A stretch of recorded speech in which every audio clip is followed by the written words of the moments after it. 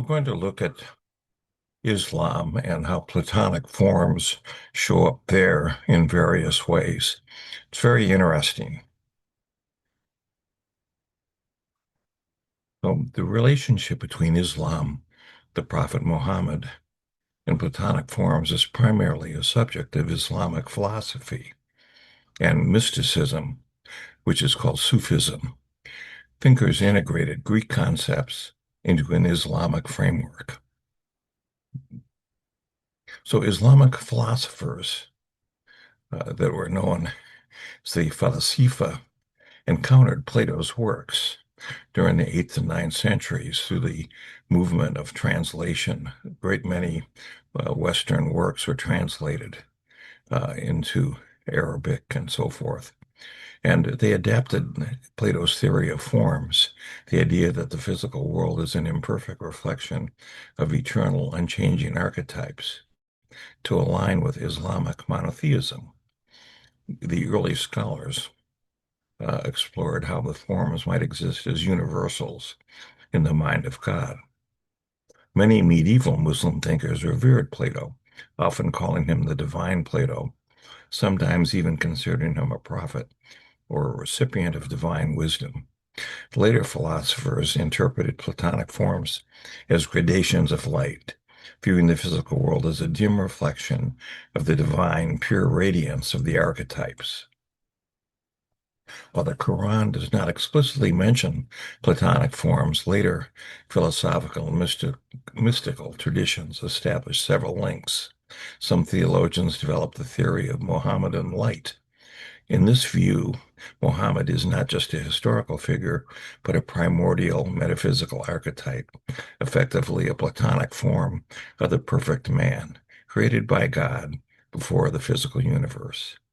Certain interpretations of the Quranic narrative, such as God teaching Adam all the names, have been read by philosophers. As the movement, humanity was granted the ability to perceive universal concepts or Platonic forms.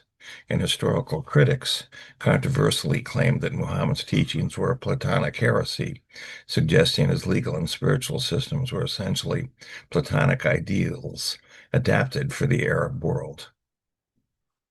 So the key Islamic philosophers that we deal with here, we have Al-Farabi, who attempted to harmonize Plato's forms with Aristotle's logic within a religious framework. Ibn Sina, who largely rejected the independent existence of forms outside of the mind, preferring them as mental universals. Suradradi, who ignores them as archetypes of light, and Mullah Sadra, who argued that intellectual universals are identical to Platonic forms, linking them to divine attributes.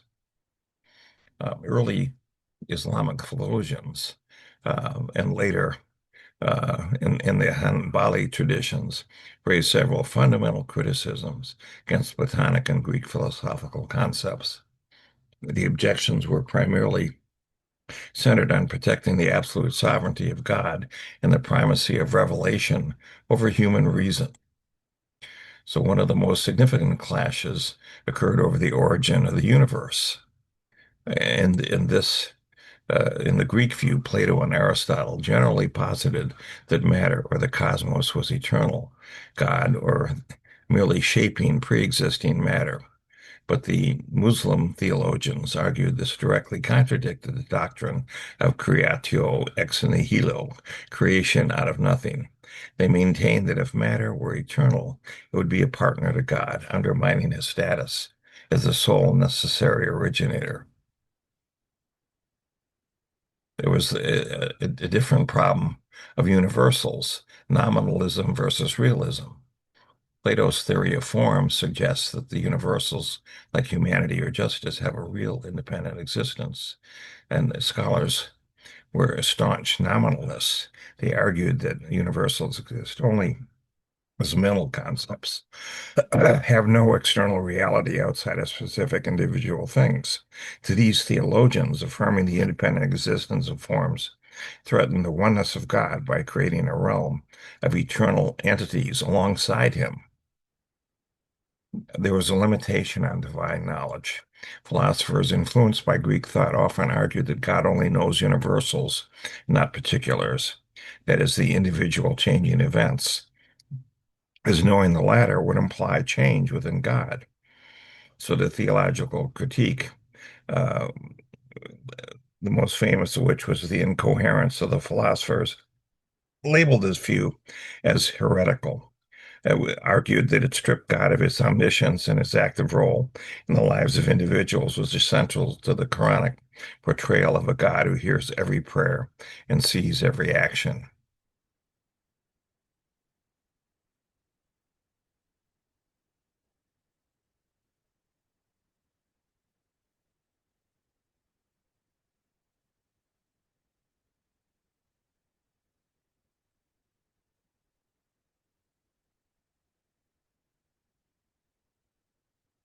Greek philosophy often presented a universe governed by necessary laws of cause and effect. The theologians favored occasionalism, the belief that God is a direct cause of every event at every moment.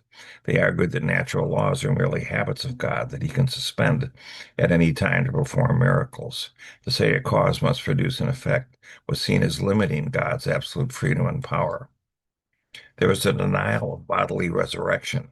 Many Greek-influenced philosophers viewed the soul as a spiritual substance, trapped in a prison of the body, leading them to interpret the afterlife as a purely physical, spiritual experience. Theologians insisted on the literal resurrection of the body. They argued that the philosophical denial of a physical paradise or hell contradicted explicit Quranic revelation and undermined the concept of divine justice. So if we looked at this, we have a Greek view and a Islamic view in the origin of the eternal matter in the universe. The Greek view was that the matter is eternal, whereas in the Quran, in the Islamic view, it was created out of nothing. We have the universals. The Greek view is that they're real independent forms. The Islamic view is that they're really mental concepts only. The Greek view for causality was there was always a cause and effect, whereas for Islam, there was a divine will that occasionally would allow miracles to take place. In the Greek view, there was a spiritual immortality for the afterlife, whereas in the Islamic view, the bodily actually resurrected again and again. Now, one of the things that came out of this with Islamic art and architecture was that the Platonic form showed up in the buildings, in the architecture, particularly the theory of forms and Neoplatonism. So rather than depicting the physical world, the artist sought to capture the eternal archetypes behind it through abstraction. Here's an example of this beautiful uh, pattern here.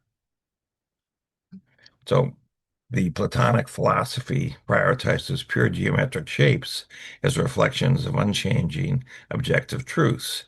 In Islam, this led to the development of complex geometric patterns. There was a symbol of unity, the circle, which was used as the primary symbol for the unity of God. The geometric abstraction draws the viewer away from the corrupt world of senses and toward the intellect and the eternal. Patterns like tessellations, where we cover the plane with a pattern like a square or a triangle, when we just translate it again and again to cover the entire plane, tessellate it, and star polygons that are designed to be infinitely extendable, serving as a visual metaphor for the ending nature of the divine. The Neoplatonic thinkers viewed the physical world as a shadow or reflection of higher invisible reality. There was an architecture that often uses honeycomb vaulting and intricate screens to manipulate light, creating as a dissolving effect on solid structures, reflecting the idea that the material world is ephemeral and only the light of God is real. The layered and hierarchical organization of space in mosques and palaces mirrors the Neoplatonic concept of emanation, where reality flows from a single divine source. Plato's critique of art as a mirror image. Uh, of an image aligned with Islamic iconism, the avoidance of depicting sentient beings. By rejecting the imitation of physical bodies, Islamic art focused on calligraphy and vegetal patterns. And the beauty is not seen as an end in itself, but as an aid to reason, helping the mind to concentrate on the divine. The architectural symbolism here is incredible. The Platonic ideals of order and proportion influence the core structures of Islamic buildings. The dome represents the vault of heaven, the celestial realm. Calligraphy and architectural layouts often follow a geometry of the line, using specific mathematical ratios to achieve a divine harmony. And so now let's look at the Alhambra and the Dome of the Rock in a second. But the architectural tools in Islamic geometric design, the complexity of a pattern is achieved using only a compass and ruler, a straight edge. And these simple tools are used to generate an underlying, often invisible grid, circles and lines that serves as the foundation for the final artwork. Every pattern begins with a single circle. Dividing the circle into equal parts using the compass, an artist determines the symmetry of the entire design. So the compass used to draw circles and arcs creates points of intersection. It's the primary tool for defining the scale and the proportions of a pattern.